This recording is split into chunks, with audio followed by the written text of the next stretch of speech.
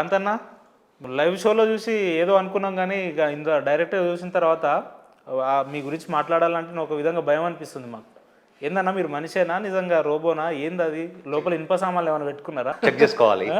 అట్లా మిమ్మల్ని టెస్ట్ చేయాల్సి వస్తుంది మరి ఇప్పుడు ఇట్లయితే. జనరల్గా ఒక మనిషి ఒక ఒక పిన్నిస్ లాంటిది లేదంటే ఏదన్నా పదార్థం ఇంతవరకు వెళ్తేనే మనిషికి ఎట్లో వైబ్రేట్ అయినట్టు అనిపిస్తుంది కదా. మీరు ఇంత పెద్ద మన పిన్ని లోపల వేసుకున్నారు, ఏమనిపించలేదన్నా? ప్రాక్టీస్ అది చెప్పిన కదా, యోగాలో ఒక ఎంఎస్సీ వర్క్ చేసినాను. దానికి సరైన ప్రాక్టీస్తో పాటుగా కొన్నేళ్ళ ప్రాక్టీస్ అది. ఒకరోజు 2 రోజులు రాత్రి కుమారంటి లెక్క కాలే. ఓకే.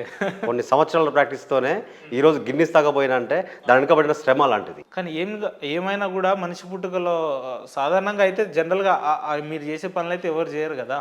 నేర్పిస్తాను, నేర్చుకోవాలనుకుని ఇంట్రెస్ట్ ఉంటే నీకు నేర్పిస్తాను. అలాంటి వాళ్ళ ఇంట్రెస్ట్ సాహస విన్యాసాలు చేసే దాంట్లో ఎవరికైనా నేను నేర్చుకోవాలి ఎలా అనుకున్నప్పుడు ఆల్వేస్ వెల్కమ్. సరే, క్రాంతి అనే వ్యక్తి ఇంకో ఒక 100 మంది క్రాంతిలను తయారు చేయాలి అని అంటే మీ దగ్గరికి వస్తే అవకాశాలు ఇస్తారా మీరు? నేను అందుకనే ఒక ఎన్జిఓ ఓపెన్ చేసిన, క్రాంతి సోషియో కల్చర్ సొసైటీ. దాని ద్వారా కొన్ని 100 మందికి, అంటే ఈ డ్రిల్ మిషన్ కత్తులే కాదు, మానసిక స్థైర్యాన్ని నింపడం ఎలా. ఇప్పుడు ఒక ఎస్ఐ ట్రైనింగ్ పోతారు, బాడీ ఫిట్నెస్ ఎలా ఇస్తారు ట్రైనింగ్, ఆర్మీ బాయ్లు ఎలా ఇస్తారు, అంటే సామాన్యంగా ఒక 18 years బిలో ఉన్న పిల్లలకు కూడా మనం అలాంటి ఫిట్నెస్ నేర్పించగలగాలి, అలాంటి మైండ్ సెట్ని తయారు చేయగలగాలి. కానీ వాడు ఫస్ట్ బిలో 18 years వాడు మీ దగ్గర రావాలి కదా, మిమ్మల్ని చూస్తేనే వచ్చేసుకుంటారు. లేదు మీలాంటి వాళ్ళు భయపడుతారు, కానీ చిన్న పిల్లలందరూ మనం లైక్ చేస్తారు. చిన్నపిల్లలు వస్తారా? జనరల్గా ఈ క్రాంతి అనే పేరున్న వ్యక్తులు చాలా తెలివిగలని మాకు తెలుస్తుంటుంది అన్న.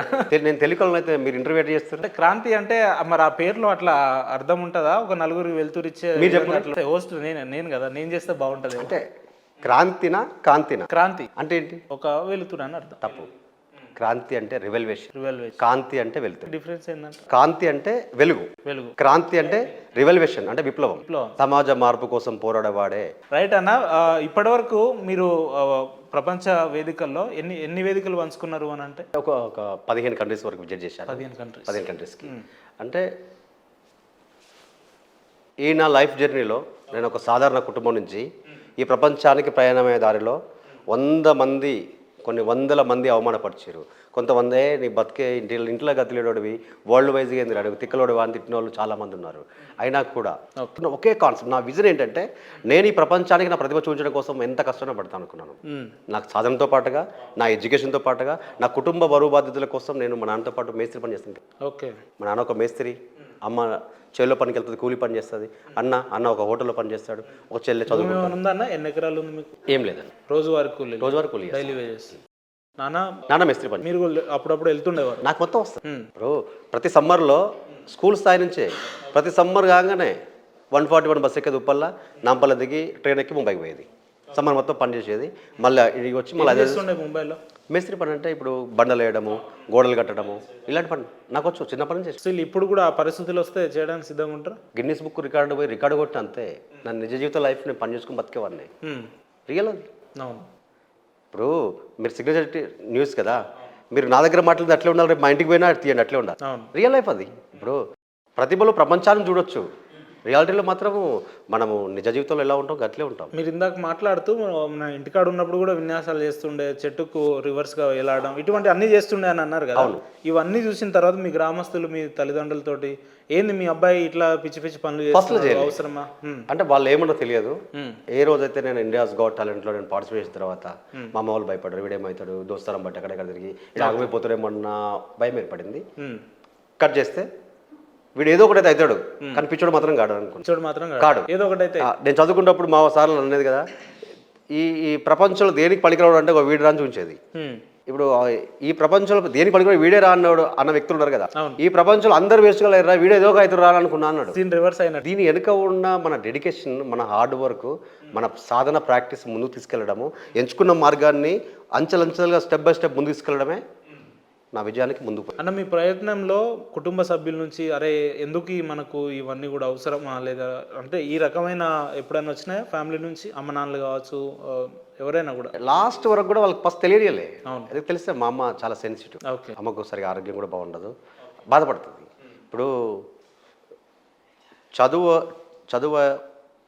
ఇంటర్మీడియట్ అయిపోయిన తర్వాత ఏదో చేయాలి అనే కాన్సెప్ట్తోని డిగ్రీ చేసి లేదా టీటీసీ చేసి ఆగుదాం. నేను నా గోల్ ఏంటి, ఐఏఎస్ ఆఫీసర్ కావాలని. ఓకే. నేను ఫస్ట్ ఇయర్ నుంచి కూడా నాకు ఒకటి ఉంటే నేను ఒక మంచి సర్వీస్ చేయాలి అనేది ఒక కోరికతో ఉన్నది.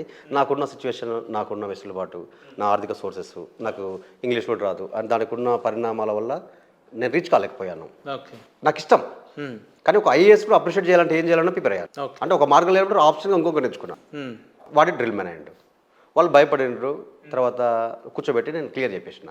దానివల్ల ఎలాంటి కాదు, ఇట్లా ప్రాక్టీస్ చేసిన ఇట్లా వాళ్ళ ముంగట చేసి చూపించడంత అంత శక్తి చూసేది మా అమ్మ నాన్నకు లేదు. ఓకే. కానీ వాళ్ళకి చెప్తే అర్థమయ్యే విధంగా అర్థమైంది.